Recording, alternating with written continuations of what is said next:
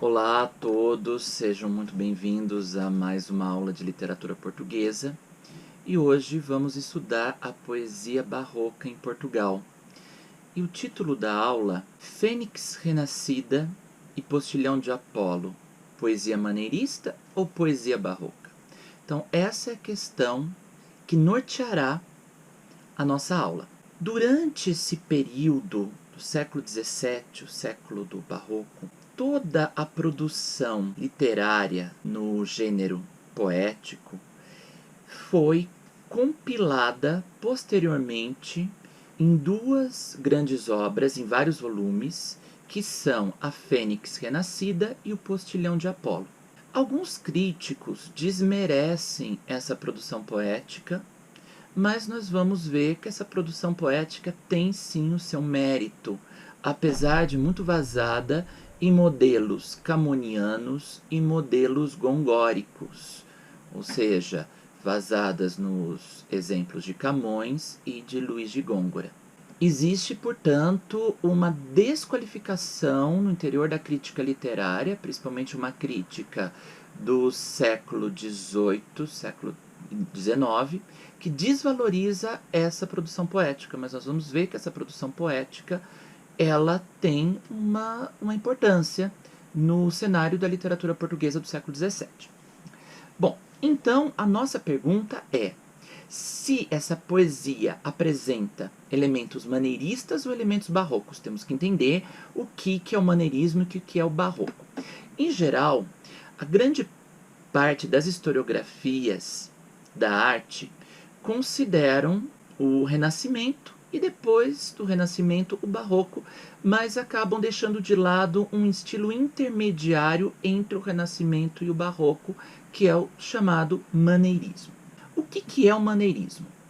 No seu livro Teoria da Literatura, o Vítor Manuel Aguiar Silva comenta que o maneirismo é, como muitos historiadores da arte comentam, essa transição entre a Renascença e o Barroco, numa época de crise, uma época conturbada, uma época de grande complexidade psicológica, em que os valores da Renascença passam a ser questionados. As certezas absolutas do homem como medida comum de todas as coisas e com a conquista do espaço passam a dar lugar a um homem problemático e a um homem que questiona a finitude do tempo. E, portanto, todas aquelas composições com simetria, com regularidade, típicas de um Rafael, por exemplo, são problematizadas. Então, o que vai acontecer, como nós vemos nesse slide, numa tela do Parmigianino, chamado Nossa Senhora do Pescoço Longo, nós vemos, em primeiro plano, essa Nossa Senhora carregar o Menino Jesus, o modelo das Madonas carregando o Menino Jesus, típicas de um Michelangelo ou de um Rafael. Nós vemos aqui uma certa ousadia, uma ousadia na própria representação sintático-semântica da tela, uma vez que essa Nossa Senhora ela tem a mão direita numa certa pose a colocar sobre o peito, mas essa mão não toca o peito. O Menino Jesus todo alongado, parece que vai cair dos braços. Nós temos no canto esquerdo da tela vários anjinhos. Normalmente nas composições renascentistas, se há 3 anjinhos de um lado, há 3 anjinhos de outro, para a questão da simetria. Há uma coluna que não termina em lado nenhum, e há uma figura no canto inferior direito da tela que aponta para essa composição, mas nos inquieta, não diz nada, e marcada por essa ambiguidade. Portanto, o que acontece, o maneirismo ele repete algumas fórmulas renascentistas. Alguns críticos, como Aguiar Silva, dizem que são fórmulas vazias do Renascimento, mas com uma estilização elegante e artificiosa. Há um certo artifício, uma vez que essa coluna ela está aí sem funcionalidade nenhuma. essa personagem no canto inferior direito está sem funcionalidade nenhuma. A mão direita da Nossa Senhora está sem funcionalidade nenhuma. Por isso, nós vemos nessa produção maneirista, tanto na pintura como na poesia, com uma ousadia metafórica e com um estilo artificioso e marcado pelo gosto da agudeza, pelo gosto de raciocínios que muitas vezes não levam a lado nenhum, mas por um rebuscamento formal, com renovação de tendências góticas e cortesãs, com esses planos que se mudam e se interpenetram, ao mesmo tempo realidade e ilusão, e natural e sobrenatural. Então, um dos pintores desse estilo chamado maneirismo, que é um estilo de transição entre o Renascimento e o Barroco, é o Parmigianino, e temos também outros pintores como o Tintoretto e El Greco. O Tintoretto, ele apresenta campos de visão distorcidos, já começa a fuga da norma do Renascimento, que é marcado pela claridade absoluta, com o desenho da linha, e o Tintoretto usa esse jogo de luz e sombra, dando essa dramaticidade, essa teatralidade, antecipando o Barroco. E nesse slide que eu vos trago, nós temos uma pintura do El Greco.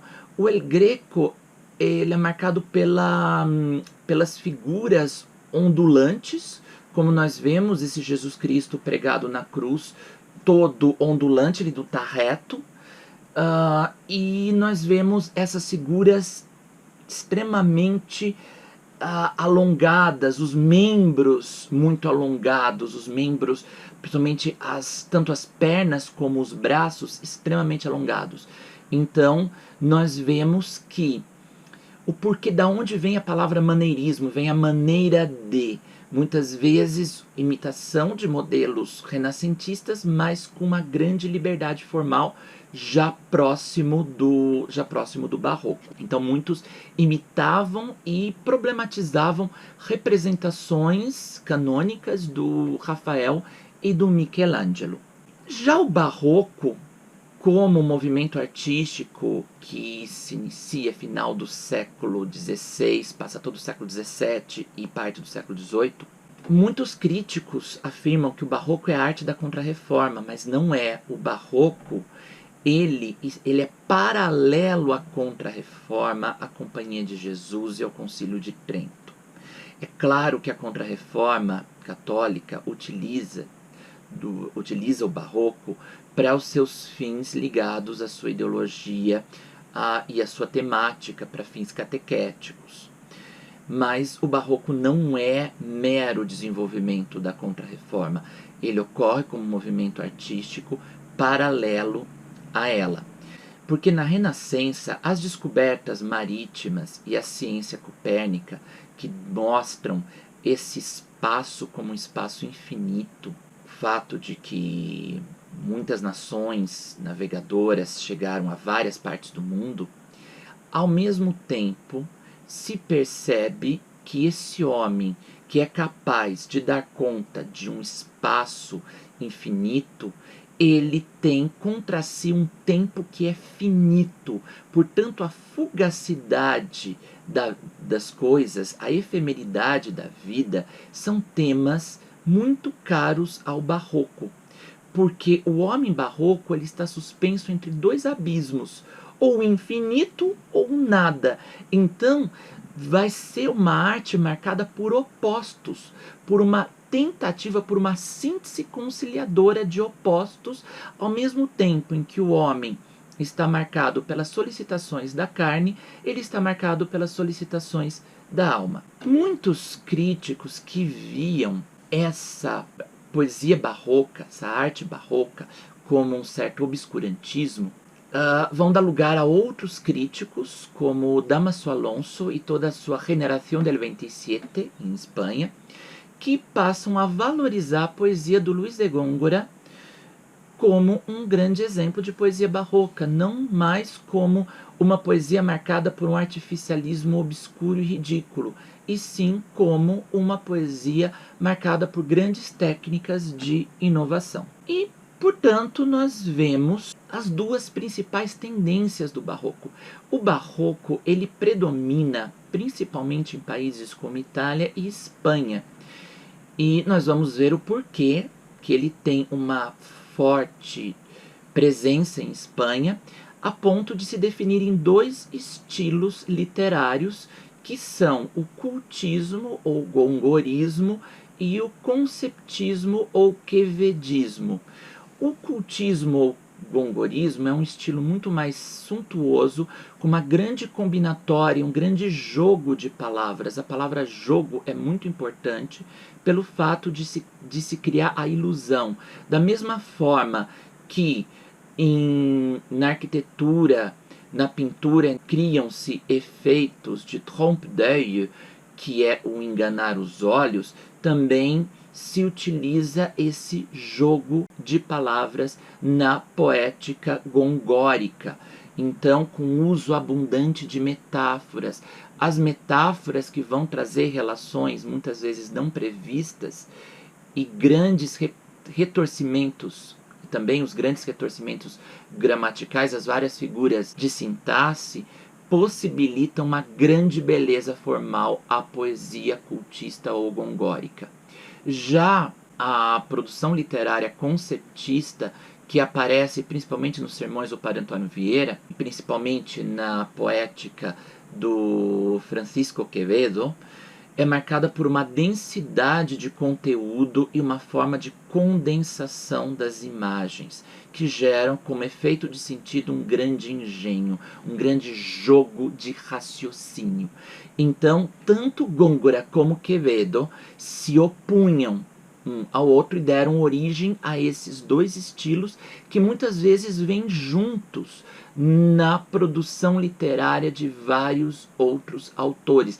Muitas vezes se torna difícil separar num texto se esse texto é predominantemente gongórico ou predominantemente conceitual. Quando nós vemos o contexto histórico português do Barroco, nós vemos que o Barroco teve uma grande florescência em Espanha. Por quê?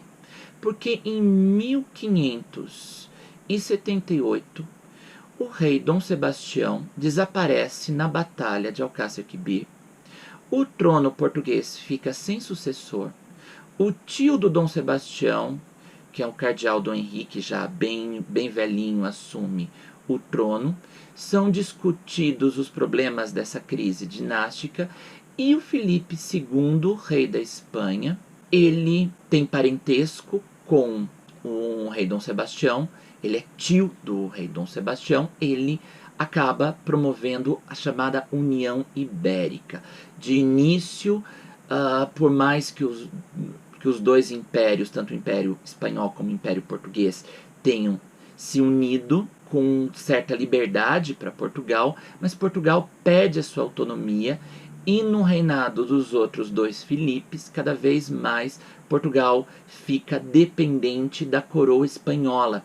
Então esse domínio filipino estende-se por 60 anos, de 1580 a 1640.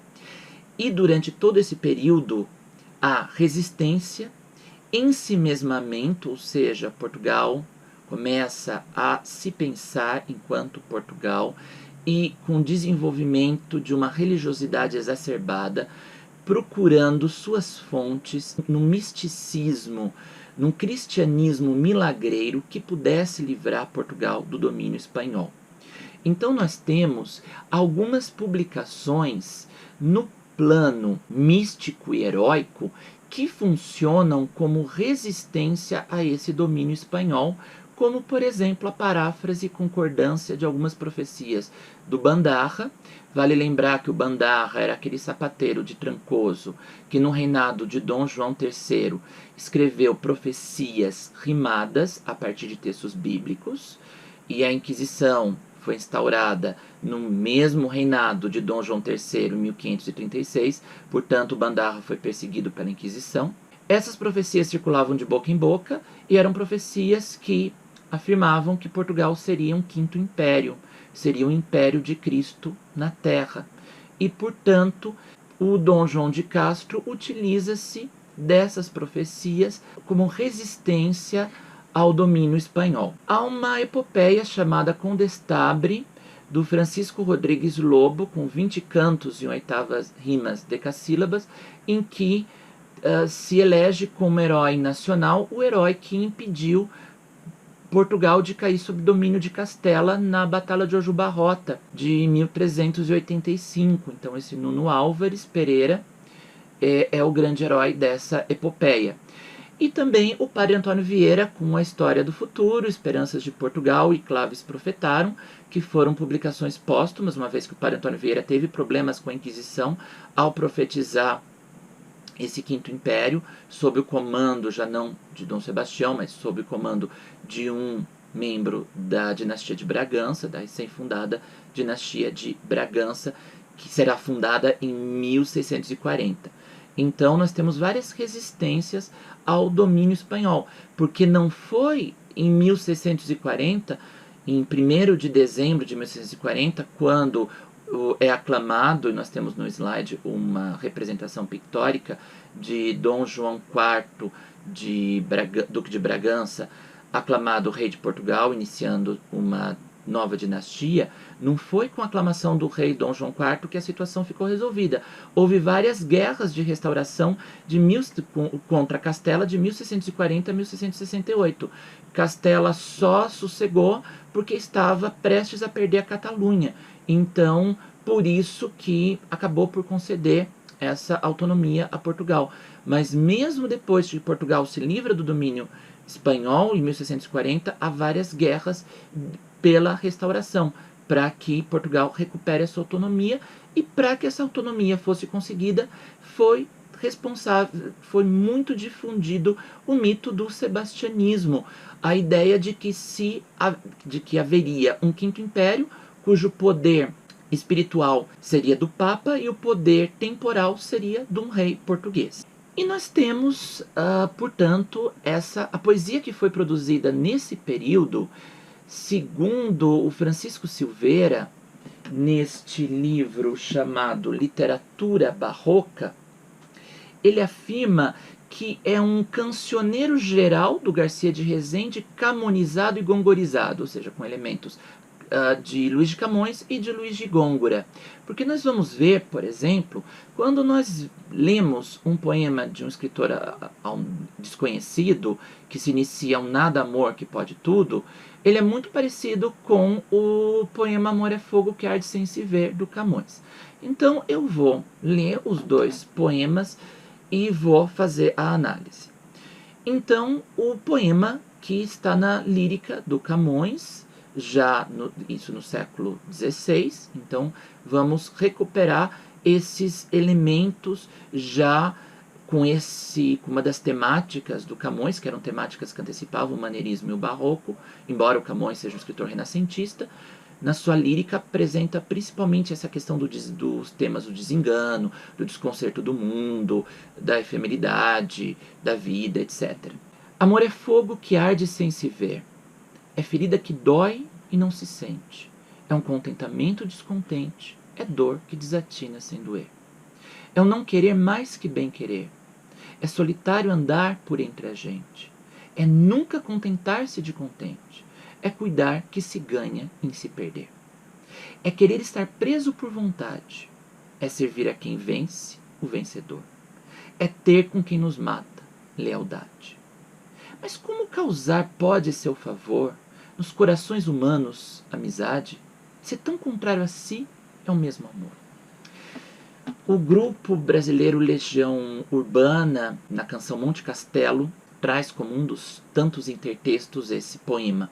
Nesse poema nós vemos as contradições do amor a partir da última estrofe do último terceto. Contrário a si é o mesmo amor, mesmo e contrário.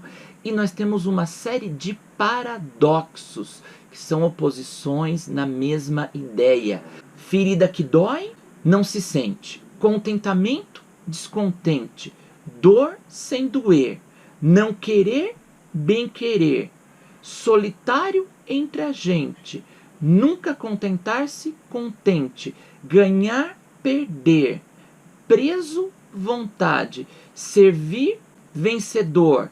Lealdade, quem nos mata. Então nós vemos esse amor tirano a partir de imagens como ferida que dói, descontente, preso, vencedor, quem nos mata. E ao mesmo tempo, devido também a esse modelo petrarquiano, desse amor tirano e a ideia de se servir a esse amor. A ideia do servir, como nós vemos o contentamento, bem-querer, contente, vontade, lealdade. Então, esse poema apresenta, ele é tudo estruturado por uma figura de linguagem chamada paradoxo.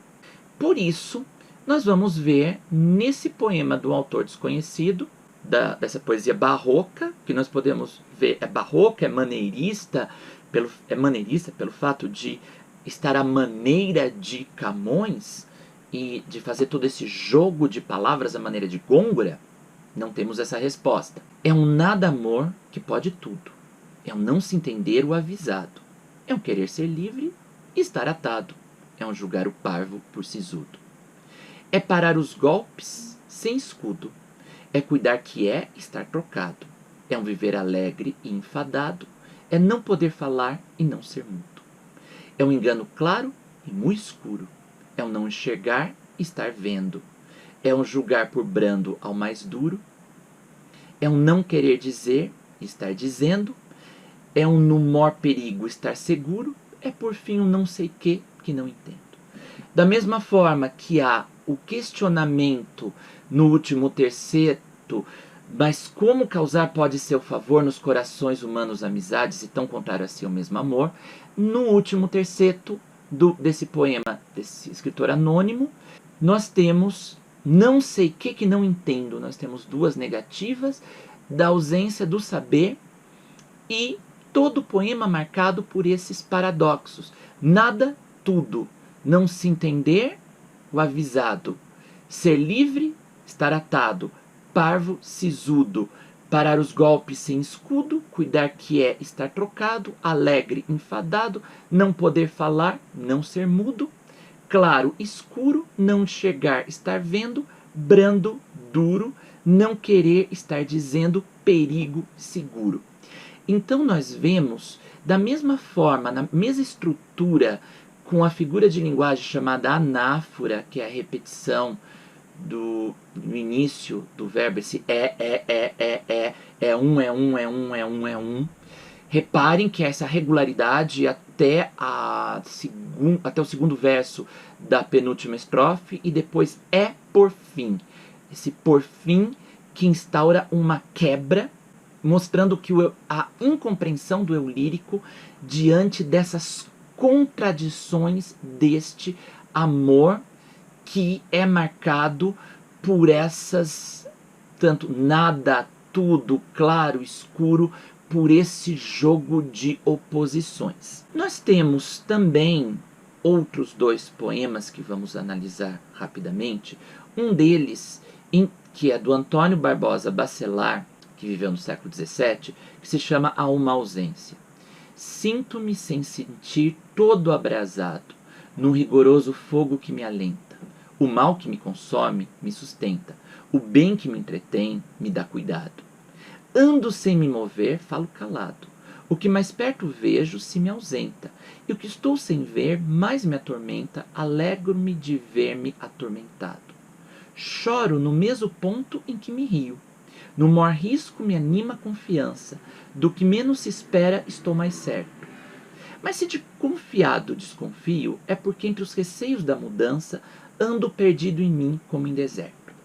Então nós temos essas imagens do sem sentir, sem me mover, calado, se me ausenta, sem ver e desconfio. Reparem nos termos negativos sem, o ausenta e o desconfio. Confiar, desconfiar. Então nós temos palavras negativas em oposição a palavras positivas.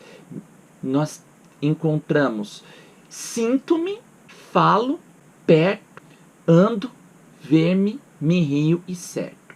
Ao mesmo tempo que há o plano da certeza, marcado pela proximidade, pela possibilidade de ver-se, pela possibilidade de sentir-se, pela segurança do certo e da confiança do confiado, nós temos palavras que mostram a incerteza, o sem sentir, o sem se mover, o sem ver.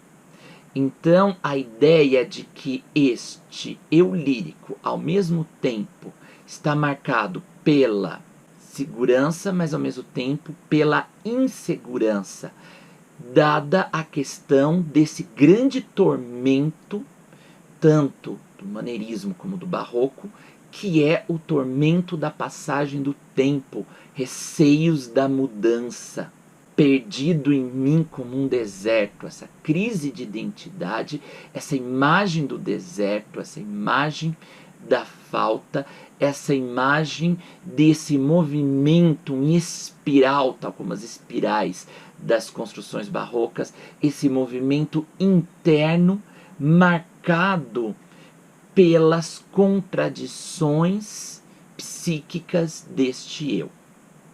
No poema Ao Rigor de Lise, do Jerônimo Bahia, publicado no Cancioneiro Fênix Renascida, nós vemos um grande jogo de palavras típicos da estética cultista ou gongórica. Vejamos. Ao rigor de Lise. Mais dura, mais cruel, mais rigorosa sois, Lise, que o cometa, rocha ou muro, mais rigoroso, mais cruel, mais duro, que o céu vê, cerca o mar, a terra goza. Sois mais rica, mais bela, mais lustrosa, que a perla, rosa, sol ou jasmim puro, pois por vós fica, feio, pobre e escuro, sol em céu, perla em mar, em jardim rosa. Não viu tão doce, plácida e amena, brame o mar, trema a terra, o céu se agrave. Luz o céu, ave a terra, o mar serena. Vós triunfais de serena, luz e ave, claro sol, perla fina, rosa amena, mor cometa, ar do muro, rocha grave. Com uma escolha lexical reduzida, são feitas várias combinatórias neste poema.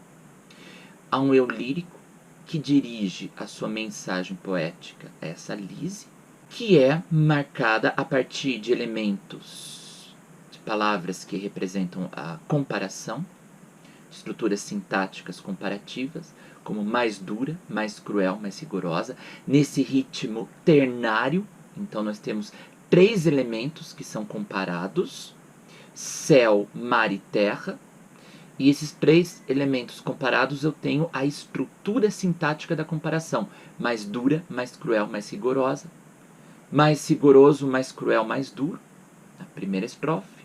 Na segunda, mais rica, mais bela, mais lustrosa. Feio, pobre e escuro, na segunda estrofe. Na terceira, não viu tão doce, plácida e amena.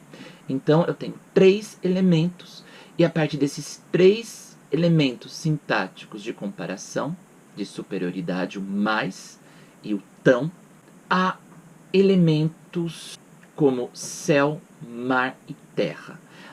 Eu deixei em cores diferentes céu e todas as palavras relacionadas ao céu deixei em azul. Então, céu, cometa, na primeira estrofe. Sol, sol em céu, na segunda estrofe. Céu se agrave, luz, o céu, na terceira. Claro sol, mor cometa, na quarta. Por um lado eu tenho o céu relacionado a cometa e ao sol. Por outro lado eu tenho mar, que eu deixei em verde. Mar, rocha, na primeira estrofe. Perla, que é pérola, perla, perla em mar, na segunda. Brame o mar, mar sirena, na terceira estrofe. Sirena, perla e rocha, na última estrofe. Então nós temos mar relacionado com a pérola, com sirena, com rocha, e também temos terra, que eu deixei em laranja, terra, muro na primeira estrofe, rosa na segunda, trema, terra, ave, a terra na terceira, rosa, mena e muro na última estrofe.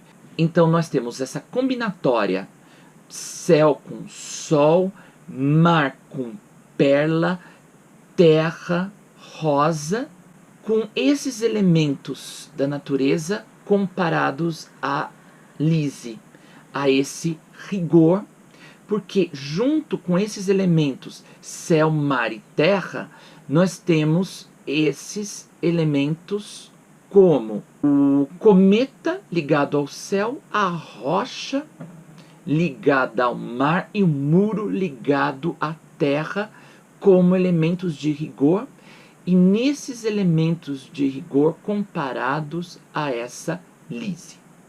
De forma que nós podemos afirmar que esses jogos de palavras típicos dessa poesia barroca ou que tem elementos maneiristas, esses elementos, eles mostram essa complexidade, essa profusão metafórica dessa poesia, que não é apenas uma poesia obscura, como muitos críticos diziam, mas uma poesia marcada com um grande engenho, com uma grande, não com uma artificialidade, mas com um grande desenvolvimento estilístico. Por hoje é só. Até a próxima.